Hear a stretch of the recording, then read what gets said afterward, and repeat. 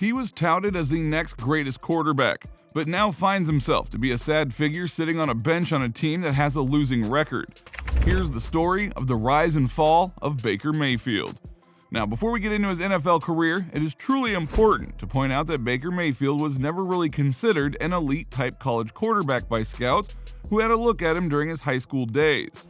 In fact, he was a college walk-on at Texas Tech, despite having some scholarships from lesser reputable football programs such as Washington State, Rice, New Mexico, and Florida Atlantic.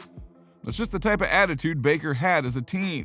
He was betting on himself to not only successfully join a big football program as a walk-on, but to eventually take over the starting quarterback job. And that's exactly what he did. Baker Mayfield became the first walk-on true freshman to start a season opener at quarterback for a Division I program. He played 8 games with Texas Tech and had reasonably good stats. Baker Mayfield had a pass completion percentage of 64.1% and threw for 2,315 yards, scoring 12 touchdowns. He did have 9 interceptions, which is expected from a freshman, but more importantly, Baker led the Texas Tech Raiders to a winning record, finishing 8-5 on the season. That alone should be considered a tremendous achievement and worthy of a story on its own. Baker at such a young age made history and had a taste of what it felt like to be successful at a higher level. His ambition and desire to be the best catapulted his college career when he took the decision to leave Texas Tech. His pursuit to achieve greatness started from an emotional tie. Baker Mayfield grew up being an Oklahoma Sooners fan due to his father's ties with coaches at the program. Baker had the full experience of attending games with his parents and brothers and naturally formed a bond with the school. Logically, Baker's next step would be to join the school. He and his mother made that familiar trek up Interstate 35 to Norman, Oklahoma in horrible weather conditions. Once they safely arrived, they enrolled Baker to the University of Oklahoma, unbeknownst to the OU coaching staff. That February, though, Oklahoma head coach Bob Stoops confirmed that Mayfield would be officially entering the fray and walking on for the Sooners. That is the second time Baker Mayfield joined a football team as a walk-on, which is an incredible feat given that no one really ever gave him a shot. Some say he was too short, that he wouldn't be able to see past the defensive line, that he lacked quick decision-making skills, that he wasn't accurate enough as a passer. Baker once again loved the challenge from those that counted him out. Mayfield spent 3 years as an Oklahoma Sooner, where he played a total of 40 games. In his junior year, he had a pass completion percentage of 70.9% and scored 40 touchdowns. He did have 8 interceptions, which he corrected in his senior year. Mayfield, in his final year in college, threw for 4,627 yards, scoring 43 touchdowns, and had only 6 interceptions. He also maintained his throwing accuracy again, having a pass completion percentage of 70.5%. His progression throughout the years at Oklahoma and his outstanding senior year, despite the fact he was charged with public intoxication, disorderly conduct, resisting arrest, and fleeing, it didn't stop the voters from awarding Baker Mayfield the most coveted individual prize in all of college football, the Heisman Trophy. This is a fairy tale story on its own. Hollywood producers could milk a few motion pictures out of Mayfield's rags to riches story, but the ascension of Mayfield had not yet hit its peak. The moment to cement his value as the greatest college player of his class came in the 2018 NFL Draft, where Mayfield was selected as the #1 overall player by the Cleveland Browns. It should be noted that the intensity of the spotlight burns harsher on athletes who have been selected #1 overall. Many have been busts and endured ridicule by fans and used as punching bags by pundits. But if there's anything that Baker likes more than anything, that is proving the skeptics wrong. He wasn't an immediate starter with the Browns. He had to dislodge Tyrod Taylor, which didn't take long as Taylor was forced out after being concussed. As far as NFL debut seasons go, it was pretty good given the glaring difference in pace between college football and the NFL. Mayfield had decent stats. He threw for 3,725 yards, completing 63.8 of his passes, and had 27 touchdowns and 14 interceptions. Incidentally, it would be the last time Baker would reach the 27 touchdown mark. But his rookie season wasn't his best, since the Browns finished with a losing record and Baker only won 6 out of the 13 games that he played. But in terms of individual accolades, Baker Mayfield finished second behind Saquon Barkley as the Offensive Rookie of the Year.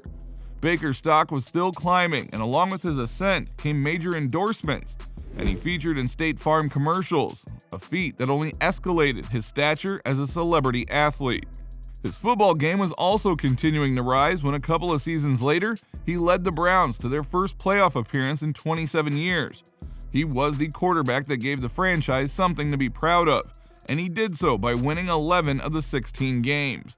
He threw for 3,563 yards with a pass completion percentage of 62.8% and scored 26 touchdowns and only had 8 interceptions, the fewest number of interceptions in his professional career. It was such a memorable season for Baker as he not only got the Browns into the playoffs, but also won them a game against the Steelers. Mayfield had reached euphoria, or at least close to it. He was championed by a city and heralded as the greatest quarterback they ever had. But like most good things, they eventually come to an end. The following season, the Browns resumed their losing ways after the collapse in the partnership between Mayfield and his star wide receiver, Odell Beckham Jr. The two were out of sync, out of rhythm, and frustrations settled in. Then the lack of trust filtered into their relationship, whereby Baker was no longer targeting Beckham Jr. The breakdown of the partnership was visible, and the media quickly latched on to it.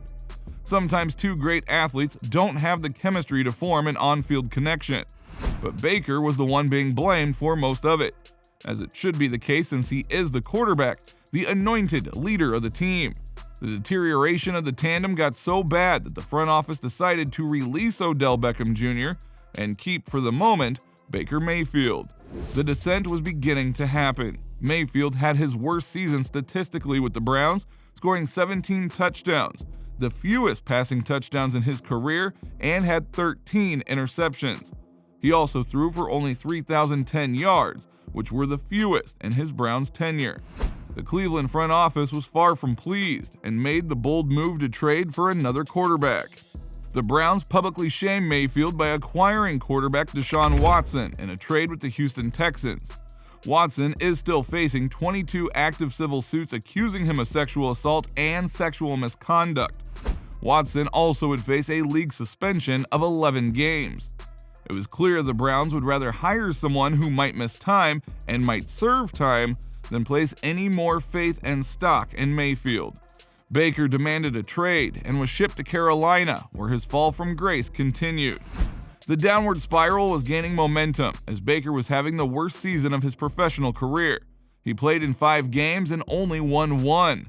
He has the lowest pass completion percentage of his professional career, which is a pathetic 54.9%.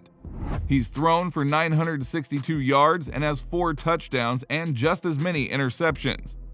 Putrid doesn't begin to describe the state of his game. Baker Mayfield is clearly suffering from a lack of confidence, and to add insult, he suffered a high ankle sprain injury. So he's now watching from the sidelines or the comfort of his home. His teammate PJ Walker, who is actually performing really well and might retain the job on a team that is in rebuilding mode. Whether Mayfield remains a part of the rebuilding future is questionable, given his poor performances of late and his lack of fight. The ambition seems to have dimmed on this once promising athlete who has seemingly lost his love for the game. It is a sad sight to witness a Heisman Trophy winner, a number 1 overall pick, and a man who took a weak franchise to its first ever appearance in 27 years, suffer such a catastrophic setback. Baker Mayfield might not have reached the deepest depths of his abyss, but once he does, he needs to remind himself that he is able to climb out of it. How far will Baker Mayfield fall? Do you think he's capable of a comeback?